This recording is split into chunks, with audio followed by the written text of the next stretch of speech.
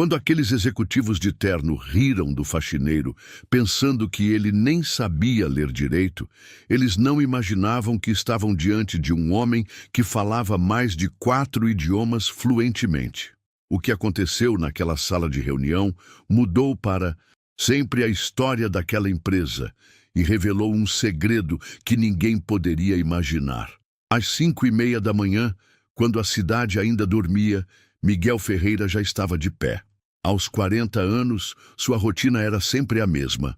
Banho, rápido café preto e pão com manteiga, depois pegar 2 ônibus até chegar à Corporação Atlântica, onde trabalhava há 6 anos como faxineiro. A empresa ocupava um prédio de 15 andares no centro financeiro da cidade. Vidros espelhados refletiam o sol nascente, enquanto Miguel passava o crachá na catraca, cumprimentando o segurança com um aceno discreto. Sabia que para a maioria das pessoas que trabalhavam ali, ele era praticamente invisível. Seus dias começavam sempre pelo 10º andar, onde ficavam as salas da diretoria. Corredores largos com piso de mármore italiano, quadros caros nas paredes e plantas ornamentais que ele mesmo regava. O ar-condicionado mantinha uma temperatura perfeita, bem diferente do pequeno apartamento onde morava, onde o ventilador velho mal dava conta do calor. Miguel conhecia cada canto daquele prédio.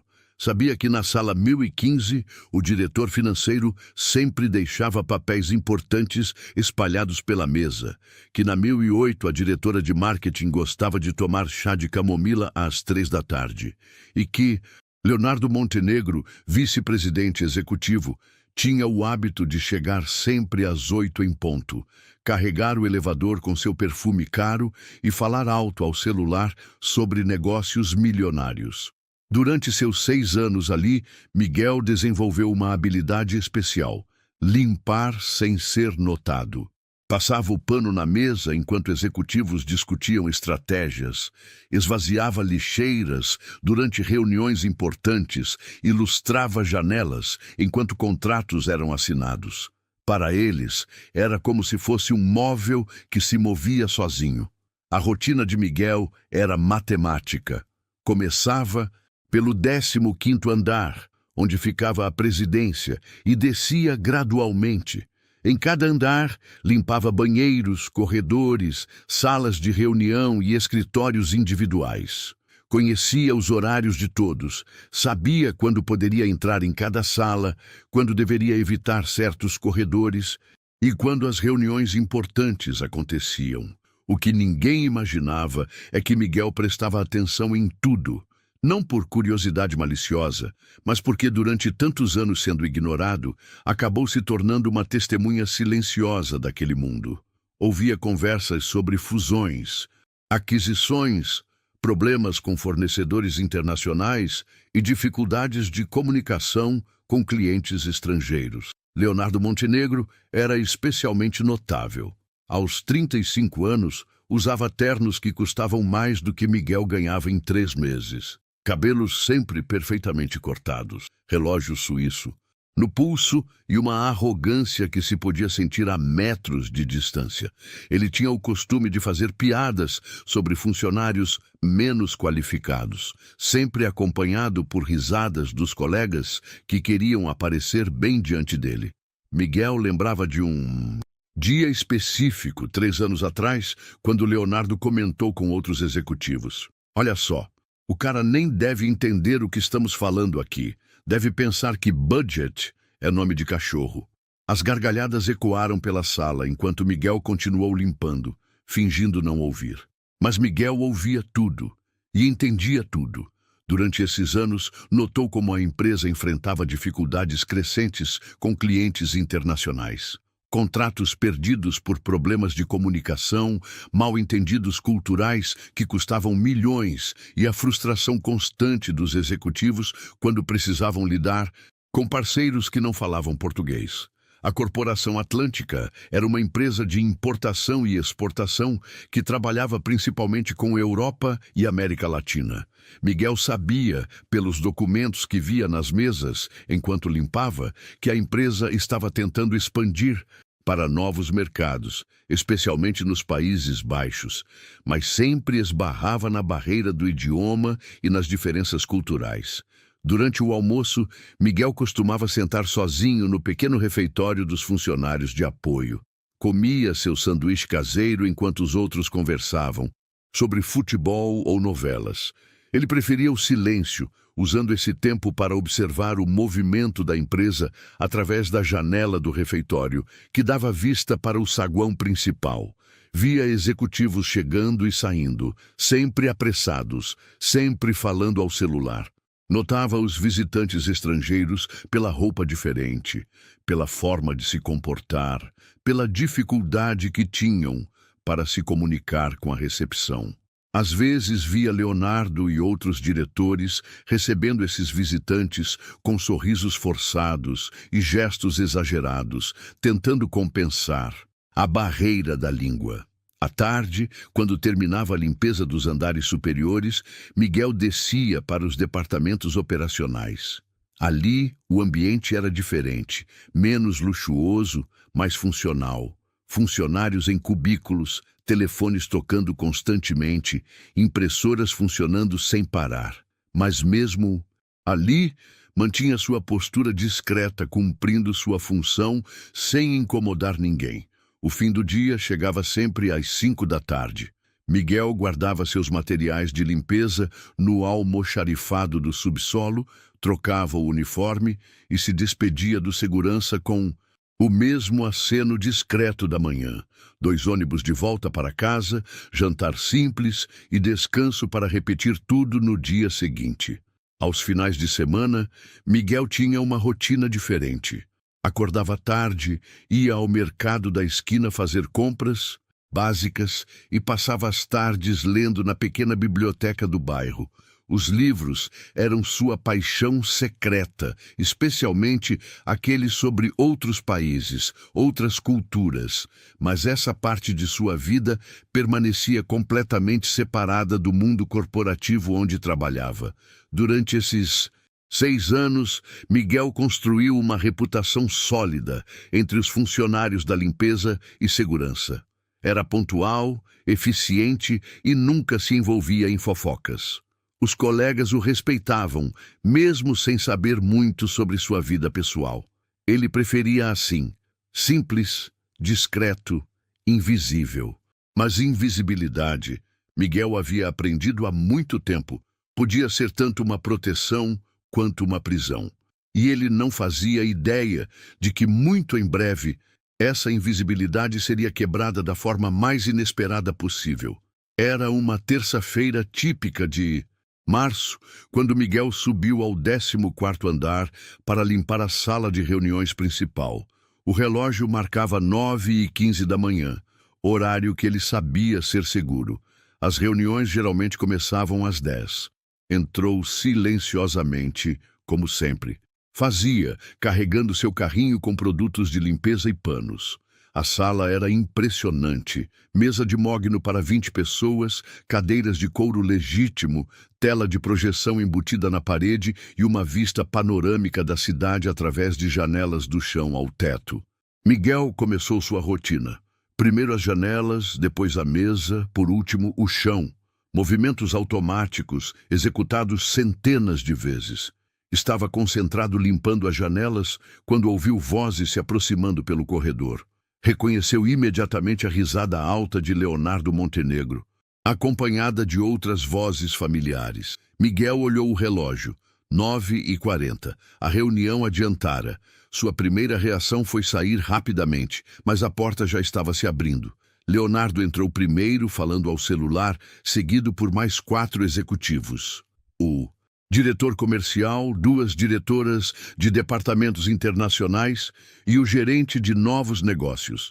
Miguel se fez ainda mais invisível, continuando a limpar as janelas do fundo da sala.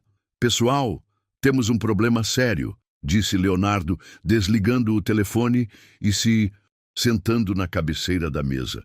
"O contrato com a Vanderberg Holdings está emperrado. Eles querem renegociar tudo, mas só falam em holandês nas reuniões técnicas. Não temos ninguém que fale holandês na empresa?" Perguntou a diretora comercial, uma mulher elegante de 50 anos. Tentamos contratar um tradutor freelancer, mas eles querem alguém fixo, que entenda do nosso negócio, respondeu Leonardo. E intérpretes especializados em comércio internacional custam uma fortuna. Miguel continuou limpando, mas sua atenção estava totalmente voltada para a conversa. Conhecia bem esse contrato pelos documentos que via nas mesas. Era um negócio de 15 milhões de reais com uma empresa holandesa de componentes eletrônicos. O problema é que eles são muito formais, continuou Leonardo. Querem que alguém da empresa fale diretamente com eles, não através de tradutores. É uma questão de confiança cultural. O gerente de novos negócios, um homem jovem e ambicioso, mexeu nos papéis nervosamente. Se perdermos esse contrato, vai comprometer nossa meta anual. A concorrência está de olho neles também. Foi então que Leonardo notou Miguel no fundo da sala. Um sorriso sarcástico se formou em seus lábios. Olha só, pessoal, temos uma plateia para nossos problemas internacionais, disse, apontando para Miguel. Os outros executivos se viraram. Miguel sentiu o rosto esquentar, mas continuou limpando, fingindo não ouvir. Ei, Miguel! Chamou Leonardo em tom de deboche. Você entende o que estamos falando aqui? Problemas internacionais, línguas estrangeiras, ou isso é muito complicado para você? Uma das diretoras riu baixinho. Leonardo, deixa o homem trabalhar. Mas Leonardo estava apenas começando. Não, estou curioso mesmo. Miguel, você sabe o que é holandês? Não, pera. Você pelo menos sabe onde fica a Holanda? Miguel parou de limpar por um segundo, mas não se virou. Sentia as faces queimando de humilhação, mas forçou-se a manter a postura profissional. Aposto que ele nem sabe ler direito, continuou Leonardo, agora falando para os colegas como se Miguel não estivesse ali. Pessoal, a gente aqui se matando com problemas de comunicação internacional, e o cara nem deve entender o que significa internacional. As risadas ficaram mais altas. O gerente de novos negócios, querendo impressionar Leonardo, emendou: deve pensar que holandês é marca de margarina. A humilhação era crescente. Miguel sentia cada risada como um soco no estômago. Continuou limpando mecanicamente, mas suas mãos tremiam levemente. Sabe o que é o pior? Disse Leonardo, levantando-se e andando até a janela onde Miguel trabalhava. A gente precisa de alguém que fale holandês, e o cara que está aqui do nosso lado provavelmente nem sabe que existem outros países além do Brasil. Miguel podia sentir o perfume caro de Leonardo. Podia ver seu reflexo no vidro da janela. A arrogância emanava dele como calor. Ei, Miguel, disse Leonardo, agora bem próximo. Se eu falar Guten Morgen, você sabe o que significa? Miguel não respondeu. Seus punhos se fecharam involuntariamente, mas ele respirou fundo e continuou seu trabalho. Claro que não sabe, riu Leonardo, voltando para a mesa. Pessoal, imaginem a ironia. Estamos aqui desesperados por alguém que fale holandês e temos um faxineiro que mal deve ter terminado o ensino fundamental. Leonardo, você está sendo cruel, disse a diretora mais velha, mas sua voz não tinha convicção real. Cruel? Eu estou sendo realista, retrucou Leonardo. Olha a diferença entre nossos mundos. Nós aqui discutindo contratos de milhões com a Europa e ele lá limpando janela. 2 universos paralelos, pessoal. O gerente jovem quis participar novamente. Deve estar pensando, que língua esquisita é essa que eles estão falando?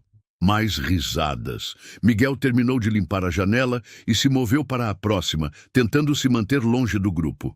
Sabe de uma coisa? Continuou Leonardo, claramente se divertindo com a situação. Vou fazer um teste. Miguel, você sabe o que significa budget? Silêncio. E deadline? Miguel continuou limpando, mas por dentro estava fervendo. Não pela falta de conhecimento, ele sabia exatamente o que significavam essas palavras, mas pela humilhação gratuita, pela crueldade desnecessária. Pessoal, isso é o Brasil real, filosofou Leonardo. De um lado, executivos que dominam mercados internacionais. Do outro, pessoas que vivem num mundinho limitado, sem educação, sem perspectiva, sem ambição. A diretora mais velha olhou o relógio. Leonardo, vamos focar na reunião. Como vamos resolver o problema da Vanderberg? Mas Leonardo não estava pronto para parar. Não, espera, é interessante isso. Miguel, me responde uma coisa. Você tem sonhos, objetivos na vida ou pretende ser faxineiro para sempre? Dessa vez, Miguel parou completamente. Suas mãos tremiam de raiva contida. Lentamente, se virou para encarar Leonardo. Desculpa se incomodei, disse com voz baixa e controlada. Vou terminar depois. Começou a guardar seus materiais no carrinho, tentando manter a dignidade. Viu só? Disse Leonardo para os outros. Nem consegue manter uma conversa. Imagina se tentássemos explicar para ele o que fazemos aqui. Foi nesse momento que o telefone da sala de reuniões tocou. Um som estridente que cortou o ar como uma lâmina. Leonardo atendeu casualmente. Corporação Atlântica, Leonardo Montenegro. Do outro lado da linha, uma voz falava rapidamente em um idioma que claramente não era português. Leonardo franziu a testa. I'm sorry. Could you speak English, please? A voz continuou no mesmo idioma desconhecido, agora com um tom mais impaciente. Leonardo cobriu o bocal do telefone e olhou para os colegas. Pessoal, alguém entende o que essa pessoa está falando? Os outros executivos se entreolharam. Ninguém sabia. Deve ser holandês, sussurrou a diretora comercial.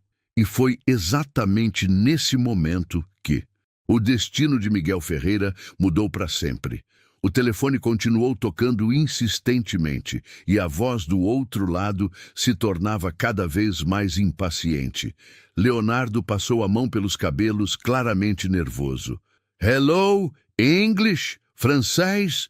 Tentou Leonardo, mas a voz respondeu rapidamente no mesmo idioma incompreensível, agora com um tom visivelmente irritado. Miguel estava quase na porta, empurrando seu carrinho, quando ouviu perfeitamente o que a pessoa dizia do outro lado da linha. Seu coração acelerou. Era holandês. E não era qualquer pessoa. Era sobre o contrato da Vanderberg Holdings que eles acabaram de discutir. Pessoal, isso deve ser da Vanderberg, sussurrou Leonardo, cobrindo o bocal. Eles devem estar ligando sobre a reunião de amanhã. Mas não consigo entender nada. A diretora comercial se levantou nervosamente. Não podemos desligar na cara deles. É um contrato de 15 milhões. Alguém tem o número do tradutor? Perguntou o gerente jovem, mexendo freneticamente no celular. Ele só atende depois das 14h, respondeu uma das diretoras. E hoje está em São Paulo. A voz no telefone ficou ainda mais alto, claramente frustrada. Leonardo tentou mais uma vez. Sir, could you please hold on? We need translator. Mas a pessoa do outro lado disparou uma sequência rápida de palavras em holandês, terminando com um tom que parecia ultimato. Miguel parou completamente. Podia traduzir cada palavra que estava sendo dita. Vocês marcaram uma reunião para amanhã às 9h para discutir os termos finais do contrato. Nosso diretor executivo voou especialmente de Amsterdã para essa reunião. Se vocês não têm nem a cortesia de colocar alguém que fale nossa língua ao telefone para confirmar os detalhes, talvez devêssemos reconsiderar nossa parceria. Esta é a 3ª vez que tentamos ligar hoje. Leonardo estava visivelmente suando. Look, sir, we have a small problem with communication, but... A pessoa interrompeu novamente, agora falando mais devagar, mas com tom severo. Estou dando mais 5 minutos para vocês colocarem alguém competente ao telefone. Caso contrário, vamos cancelar tudo e fechar com seus concorrentes, que pelo menos têm profissionalismo para se comunicar adequadamente. E então a linha ficou no viva voz. Um silêncio tenso tomou conta da sala. O que fazemos agora? Sussurrou a diretora mais velha. Eles vão desligar, disse Leonardo, começando a entrar em pânico. 15 milhões indo pelo ralo porque não conseguimos falar holandês. Miguel observava a cena, dividido entre a satisfação de ver Leonardo desesperado e a preocupação genuína com a situação. Conhecia os números da empresa pelos documentos que via todos os dias. Perder esse contrato seria devastador, não só para os executivos, mas para todos os funcionários. Espera, disse o gerente jovem. E se tentarmos usar o Google Tradutor pelo celular? Você está louco? Retrucou Leonardo. Numa negociação desse nível, eles vão nos processar por amadorismo. A voz no telefone voltou, agora nitidamente impaciente. 2 minutos. Foi então que algo dentro de Miguel se rompeu. Talvez tenha sido a injustiça de ver uma empresa inteira prestes a perder milhões por orgulho. Talvez tenha sido a lembrança de todos os funcionários simples como ele que poderiam ser demitidos se a empresa fosse mal. Ou talvez tenha sido simplesmente o cansaço de anos sendo tratado como invisível. Miguel largou a mangueira do carrinho de limpeza e caminhou lentamente de volta à mesa. Com licença, disse baixinho. Leonardo nem olhou para ele. Não agora, Miguel. Estamos numa crise aqui.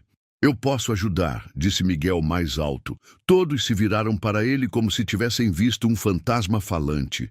Como assim? Pode ajudar? Perguntou Leonardo irritado. Miguel respirou fundo. Eu falo holandês.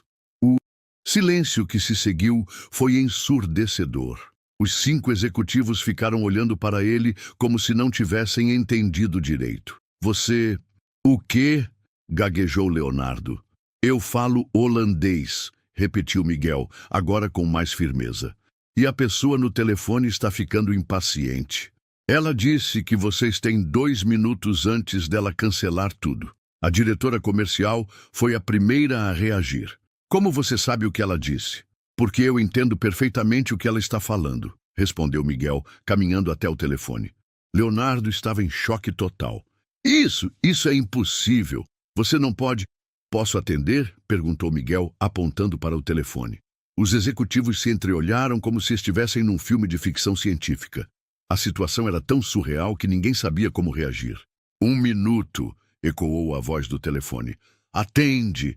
Gritaram todos ao mesmo tempo. Miguel pegou o fone com mãos firmes e, para a completa estupefação de todos os presentes, começou a falar fluentemente. Goedemorgen, u spreekt met Miguel Ferreira van Corporação Atlântica. Het spijt me zeer voor de vertraging. Ik begrijp dat u belt over de vergadering van morgen. A mudança do tom do lado foi imediata. A voz, antes irritada, se tornou educada e profissional. Ah, eindelijk iemand die onze taal spreekt. Já we wilden die details van morgen bespreken. Miguel continuou a conversa naturalmente, fazendo anotações num papel enquanto falava. Os executivos estavam paralisados, observando como se estivessem diante de um milagre. A conversa durou 10 minutos. Miguel confirmou horários, discutiu detalhes técnicos sobre o contrato, esclareceu dúvidas sobre documentação e até fez algumas piadas que arrancaram risadas do outro lado da linha. Quando finalmente desligou, o silêncio na sala estava carregado de uma eletricidade quase palpável. Miguel colocou o fone no gancho e se virou para os executivos, que continuavam olhando para ele como se ele tivesse acabado de caminhar sobre a água. Pronto, disse simplesmente. A reunião está confirmada para amanhã às 9 horas. Eles vão trazer 3 executivos de Amsterdã, incluindo o diretor internacional. Querem discutir não só esse contrato, mas a possibilidade de uma parceria de longo prazo. O Sr. Vanderberg ficou muito impressionado com o profissionalismo da empresa. Leonardo abriu e fechou a boca, várias vezes como um peixe fora d'água. Como você, foi tudo que conseguiu dizer. Miguel olhou para cada um deles, vendo a confusão e o choque estampados em seus rostos. Pela primeira vez em 6 anos, não era mais invisível. Acho, disse calmamente, que vocês gostariam de uma explicação.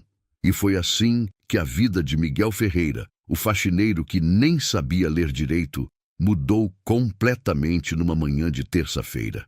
O silêncio na sala de reuniões era tão denso que Miguel podia ouvir o zumbido do ar-condicionado e o tic-tac discreto do relógio de parede.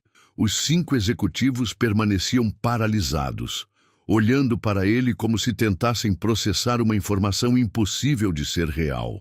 Leonardo foi o primeiro a se recuperar do choque, mas sua voz saiu trêmula. Miguel, como diabos você fala holandês? Miguel puxou uma das cadeiras de couro e se sentou pela primeira vez em 6 anos naquela mesa de reuniões. O gesto foi tão natural que ninguém questionou, mas todos notaram a mudança sutil em sua postura. É uma longa história, começou Miguel, suas mãos ainda tremendo levemente pela adrenalina do momento. Mas já que vocês perguntaram, ele fez uma pausa, olhando cada rosto ao redor da mesa. Eram as mesmas pessoas que 5 minutos antes riam de sua suposta ignorância e agora pendiam de cada palavra sua como se ele fosse um oráculo.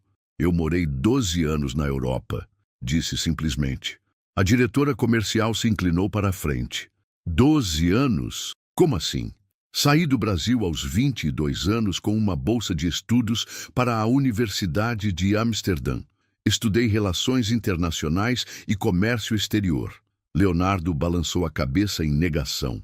Isso é impossível. Você trabalha aqui como faxineiro. Há 6 anos. E trabalho mesmo, confirmou Miguel. Mas isso não apaga meu passado. O gerente jovem, que havia feito piadas cruéis minutos antes, agora parecia ter encolhido na cadeira. Mas por que você não disse nada? Por que aceitou trabalhar como faxineiro? Completou Miguel, sem hostilidade na voz. Porque quando voltei ao Brasil, precisava de trabalho urgente. Meu pai estava internado em estado grave e eu não tinha contatos aqui. Vocês foram a primeira empresa que me contratou. A diretora mais velha franziu a testa. Mas você deve ter tentado explicar sua qualificação. Miguel sorriu amargamente. Tentei. Quando vim entregar meu currículo aqui 6 anos atrás, falei sobre minha experiência na Europa. O recrutador riu na minha cara. Disse que diploma estrangeiro não valia nada aqui, que eu não tinha experiência brasileira e que para alguém como eu, faxineiro, já era uma oportunidade excelente. O constrangimento na sala era palpável. Leonardo mexeu nos papéis nervosamente. Que recrutador era? Esse, o senhor mesmo, Leonardo. A bomba explodiu. Leonardo ficou lívido, claramente tentando se lembrar da situação. Eu não me lembro disso, gaguejou. Eu lembro perfeitamente, disse Miguel, sua voz ainda calma. O senhor disse que eu devia estar sonhando alto demais e que gente como eu deveria ser grata por qualquer oportunidade. O gerente jovem engoliu seco. E você ficou? Meu pai morreu 3 dias depois. Eu precisava do dinheiro para o funeral e para quitar as dívidas médicas. Então aceitei a vaga de faxineiro temporariamente. O temporário virou 6 anos. A revelação caiu como uma pedra em água parada. As ondas de constrangimento se espalharam por cada rosto na mesa. Miguel, disse a diretora comercial com voz hesitante. Que outras línguas você fala? Holandês fluente, inglês fluente, alemão fluente e espanhol conversacional. Ah, e francês básico. Meu Deus, sussurrou ela. Durante os 12 anos na Europa, trabalhei numa multinacional de logística em Amsterdã. Comecei como trainee e terminei como gerente regional para a América Latina. Coordenava operações entre Europa, Brasil, Argentina e Chile. Leonardo estava visivelmente suando. Por que você nunca disse nada durante todos esses anos? Miguel olhou diretamente nos olhos dele. Disse, várias vezes, toda vez que vocês mencionavam problemas com clientes internacionais na minha presença, eu tentava ajudar, mas vocês sempre me ignoravam ou faziam piadas sobre minha presunção. Quando? Quando você tentou ajudar? Perguntou a diretora mais velha. 2 anos atrás, quando vocês perderam o contrato com a empresa alemã. Eu tentei explicar que o problema não era preço, mas protocolo cultural. Alemães valorizam pontualidade extrema e comunicação direta. Vocês chegaram 20 minutos atrasados na reunião e ficaram enrolando para chegar ao ponto. O gerente. O jovem estava ficando cada vez mais pálido. E o que você fez? Tentei falar com o Leonardo no corredor. Ele disse que eu devia cuidar da minha vida e parar de escutar conversas alheias. Leonardo se lembrava vagamente da situação. Eu pensei que você estava sendo inconveniente. Ano passado foi a mesma coisa com os espanhóis da Catalunha. Vocês trataram eles como se fossem mexicanos. Catalães são extremamente orgulhosos de sua identidade cultural. Quando vocês falaram "Olá, amigos" na reunião, eu vi a cara de desgosto deles. Você tentou nos avisar? Perguntou a diretora comercial. Tentei falar com a senhora depois da reunião. A senhora disse que eu devia parar de inventar e voltar ao trabalho. O constrangimento na sala chegava a níveis insuportáveis.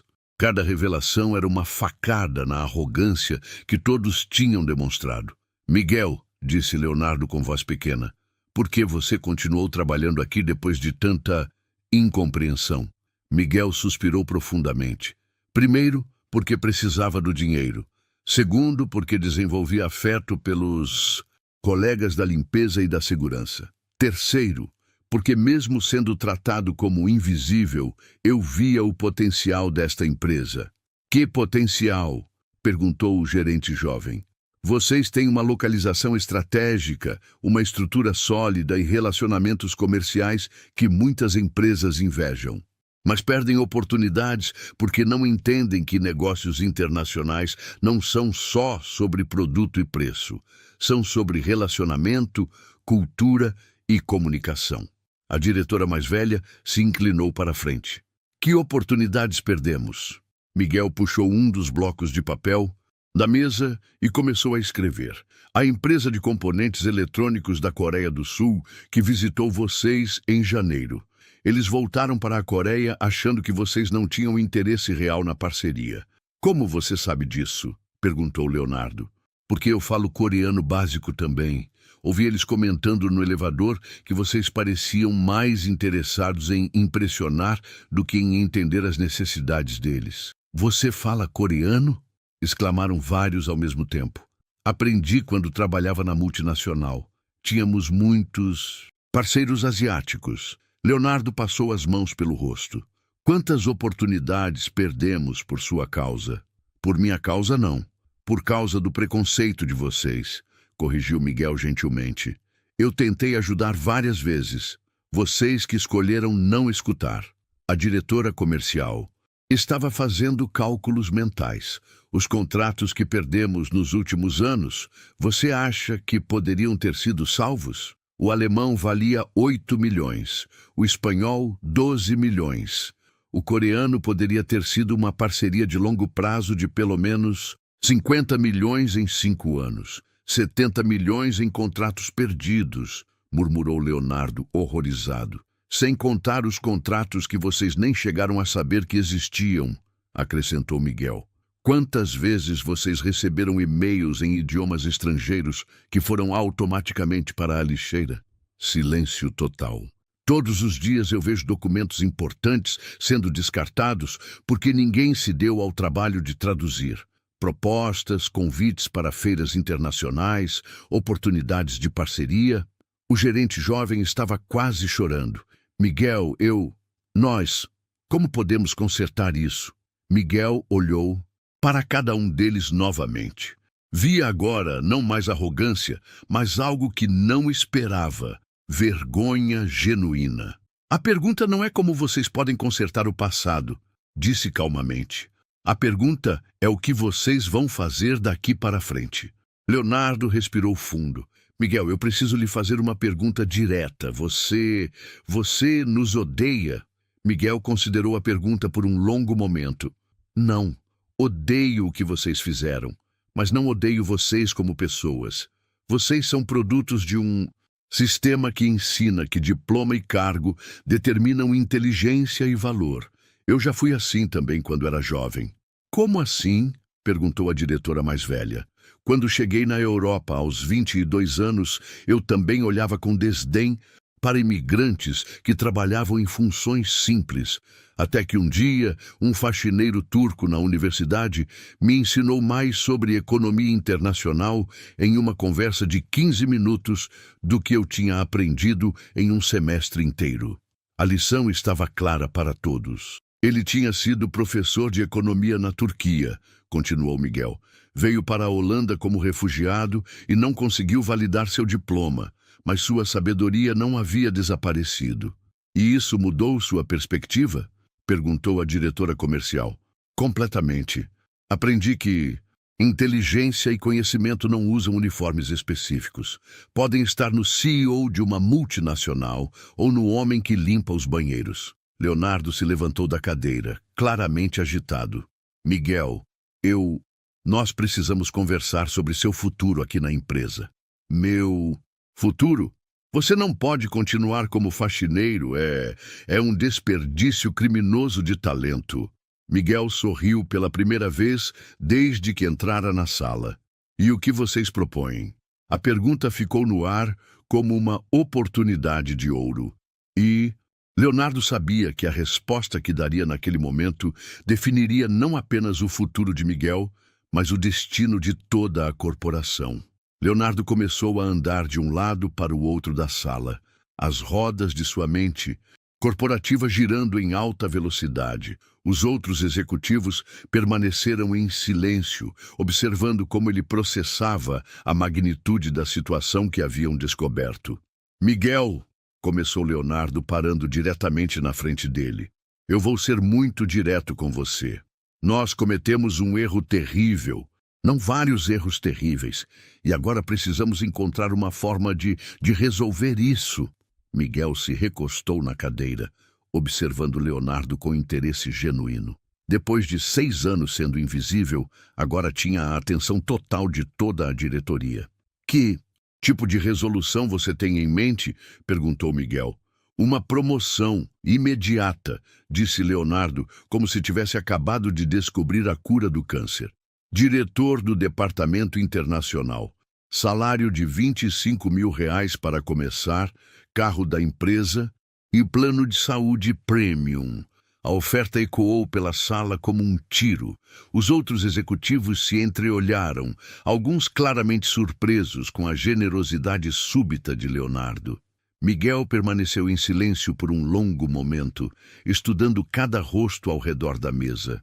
25 mil, repetiu lentamente. É um excelente salário para começar, disse Leonardo rapidamente. Muito acima da média do mercado para alguém que está voltando ao mercado executivo. Para alguém que estava limpando banheiros até 10 minutos. Atrás, completou Miguel sem amargura na voz. Leonardo engoliu seco. Exato! É uma oportunidade fantástica de recomeçar. Miguel se levantou da cadeira e caminhou até a janela, olhando para a cidade lá embaixo. Podia ver pessoas pequenas como formigas correndo pelas calçadas, cada uma lutando suas próprias batalhas invisíveis. Leonardo, disse sem se virar, quanto vale o contrato que eu acabei de salvar? O da Vanderberg? 15 milhões. E quanto vocês perderam nos últimos anos por não terem alguém que falasse outros idiomas? Leonardo hesitou. Você mesmo disse cerca de 70 milhões. E quanto a empresa pode ganhar com uma estratégia internacional adequada nos próximos 5 anos? A diretora comercial fez alguns cálculos mentais. Se expandirmos corretamente para a Europa e Ásia, facilmente 200 milhões.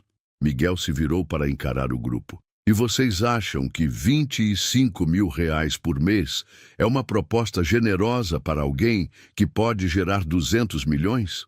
O silêncio foi constrangedor. Leonardo percebeu que havia subestimado não apenas as habilidades de Miguel, mas também sua astúcia comercial. Qual seria sua expectativa salarial? Perguntou Leonardo cautelosamente. Não é sobre dinheiro, disse Miguel, surpreendendo a todos. Pelo menos, não só sobre dinheiro. Como assim? Perguntou o gerente jovem. Miguel voltou para a mesa e se sentou novamente. Durante 6 anos, eu observei como esta empresa funciona. Vi suas forças e suas fraquezas. Se vocês realmente querem minha ajuda, precisamos fazer isso direito. Estamos ouvindo, disse a diretora mais velha. Primeiro, não quero ser apenas diretor do departamento internacional. Quero autonomia total para reestruturar como a empresa se relaciona com clientes estrangeiros. Leonardo franziu a testa. Que tipo de reestruturação? Começando pela forma como vocês tratam culturas diferentes. Cada país tem suas peculiaridades de negociação. Alemães querem eficiência, japoneses querem cortesia formal, americanos querem resultados rápidos, holandeses querem transparência total. A diretora comercial se animou.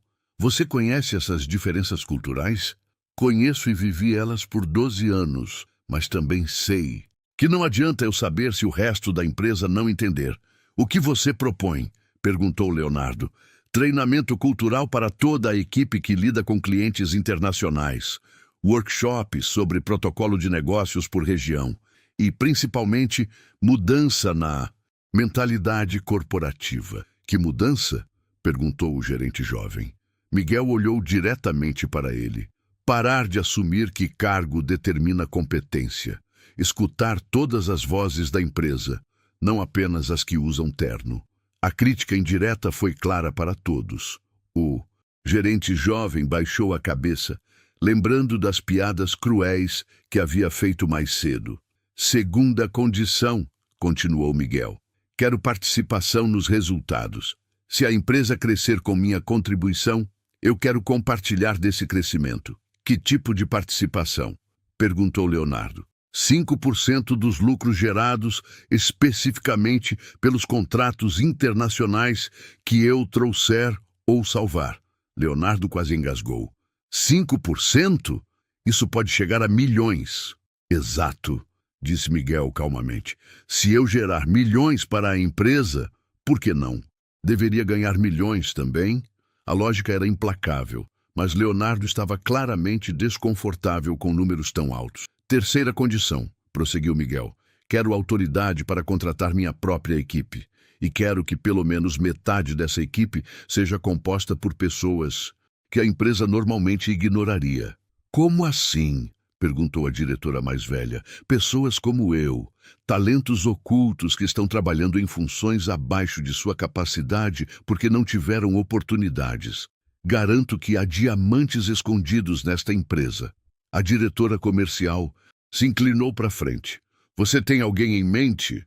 Dona Maria, que trabalha na limpeza do 5º andar. Ela fala inglês e francês fluentemente. Aprendeu quando trabalhou como au pair na França nos anos 90. Carlos, do almoxarifado, tem formação em administração e anos de experiência em logística internacional.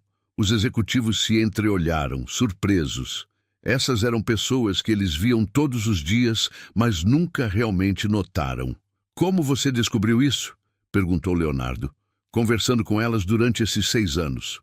Enquanto vocês as tratavam como invisíveis, eu descobri suas histórias. A quarta condição veio como um tiro. E, por último, quero um pedido de desculpas público. Como? Engasgou Leonardo. Quero que vocês reconheçam publicamente diante de toda a empresa que subestimaram talentos internos e que vão mudar essa postura daqui para frente.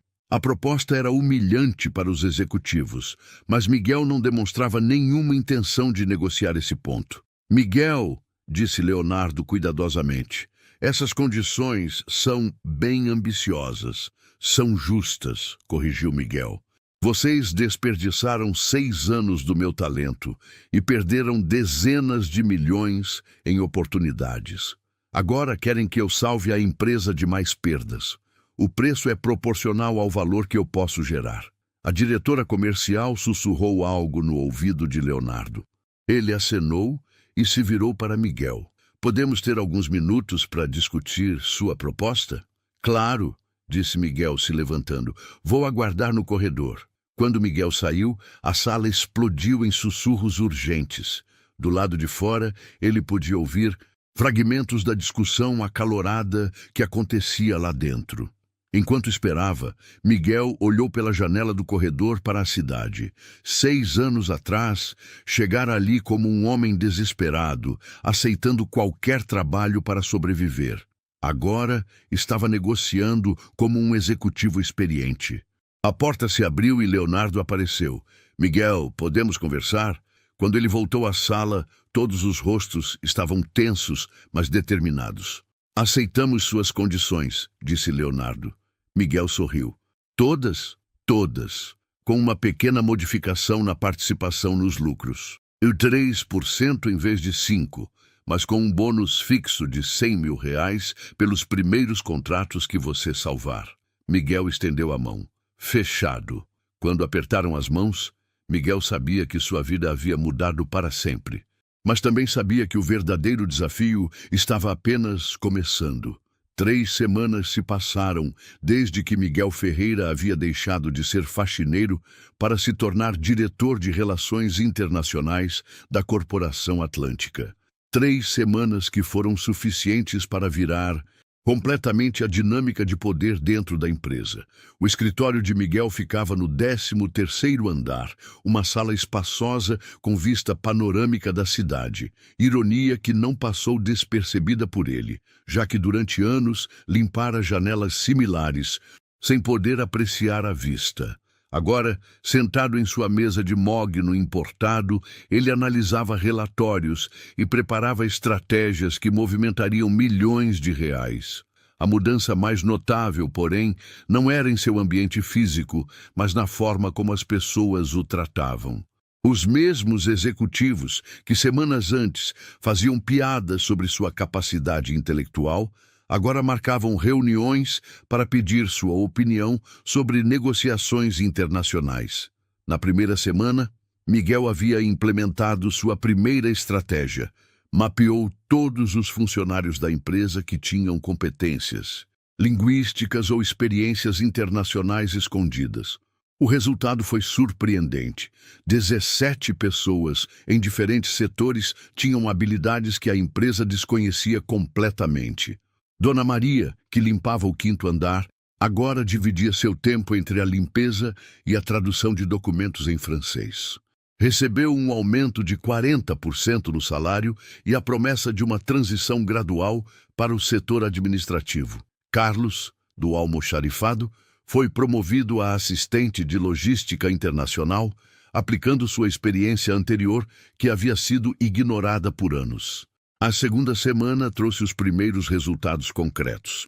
Miguel renegociou o contrato com a Vanderberg Holdings, não apenas mantendo os 15 milhões originais, mas expandindo a parceria para 22 milhões ao longo de 3 anos. Seu conhecimento profundo dos protocolos holandeses e sua capacidade de comunicação direta impressionaram tantos parceiros que eles recomendaram a Corporação Atlântica para outras empresas europeias.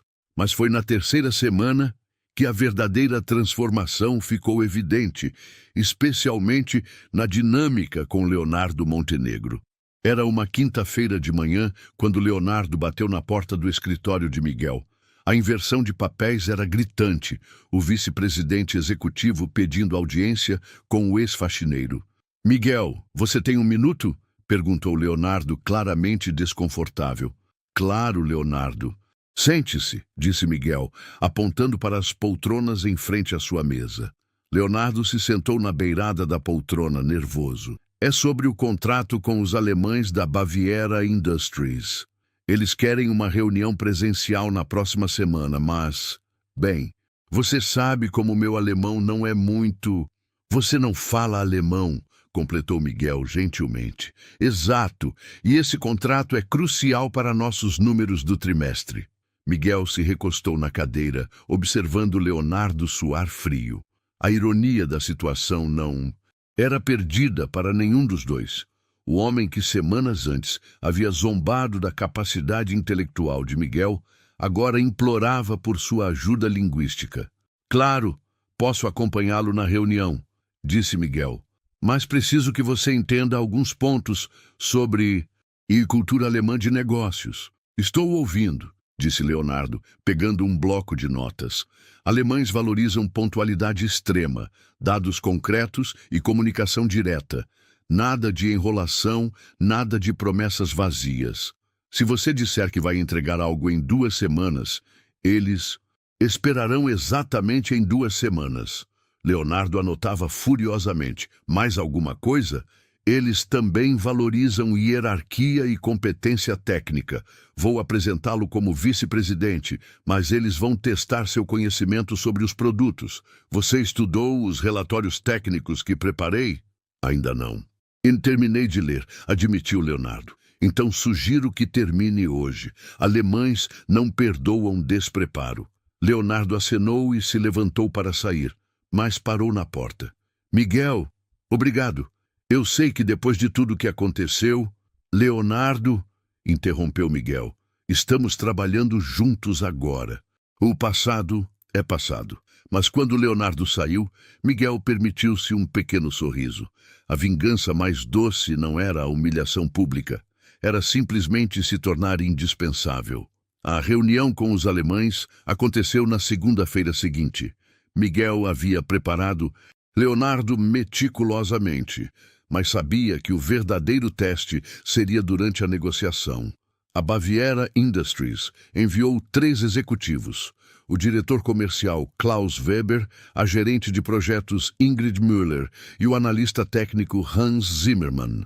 Chegaram exatamente no horário marcado e foram recebidos na sala de reuniões do 14º andar.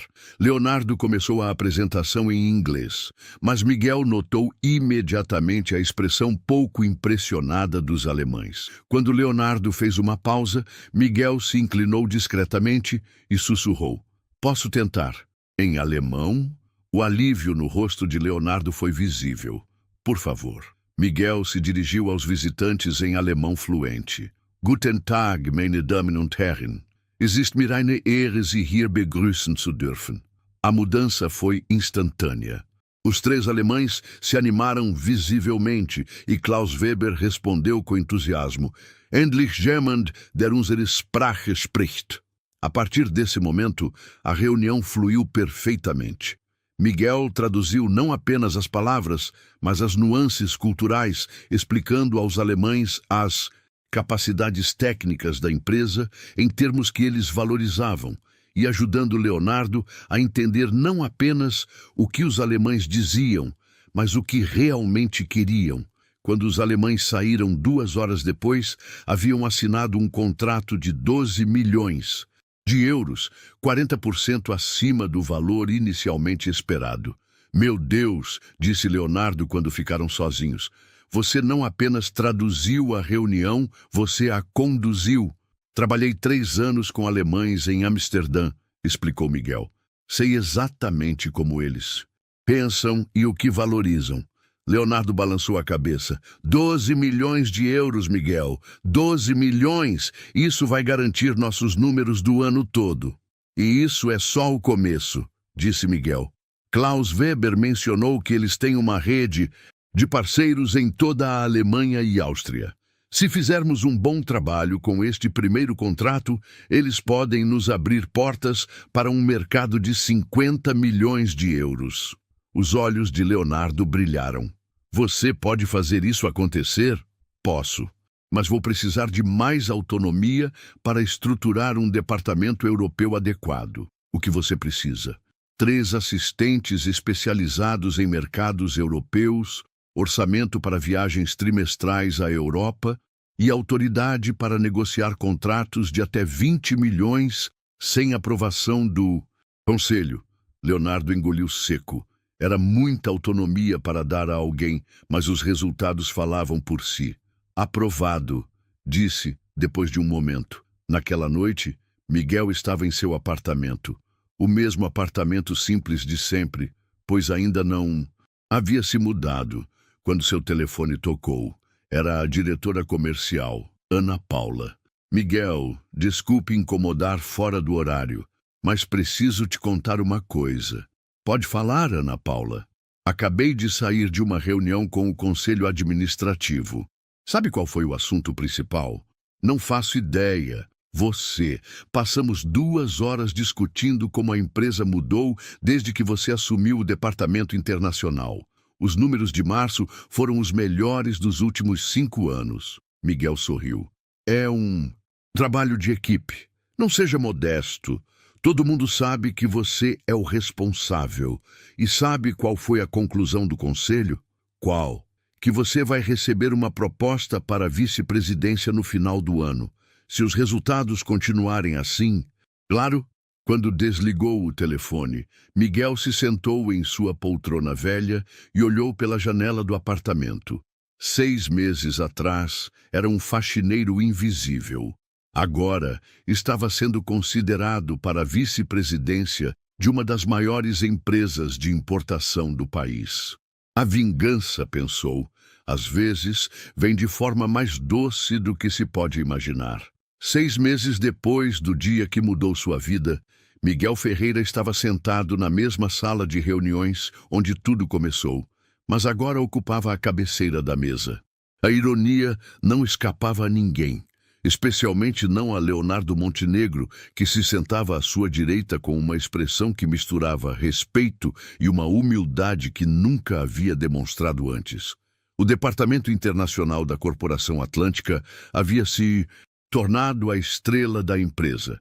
Sob a liderança de Miguel, os contratos internacionais aumentaram 300%, transformando uma divisão que antes era vista como problemática na principal fonte de lucros da corporação. Pessoal, começou Miguel, dirigindo-se aos 12 executivos presentes na reunião mensal de resultados. Vou começar com os números do semestre. Ele acionou a tela de projeção, mostrando gráficos impressionantes de crescimento. Contratos europeus, 45 milhões de euros fechados, com mais 20 milhões em negociação. Contratos asiáticos, 15 milhões de dólares confirmados, e acabamos de abrir escritório de representação em Seul. Os murmúrios admirados percorreram a mesa.